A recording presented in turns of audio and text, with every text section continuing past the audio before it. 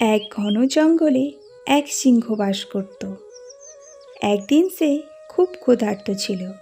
হঠাৎ সে একটি মানুষকে দেখতে পেল।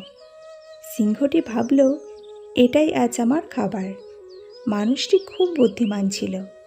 সে ভয় না পেয়ে বলল, তুমি যদি আমাকে খাও, আমি তোমাকে একটি গোপন কথা বলতে পারবো না, যা তোমার জীবন বাঁচাতে পারে। সিংহটি কৌতূহলী হয়ে জিজ্ঞাসা করল। কি সেই কথা? মানুষটি বলল, জঙ্গলের রাজা হতে হলে শুধু শক্তি নয়, বুদ্ধিও দরকার।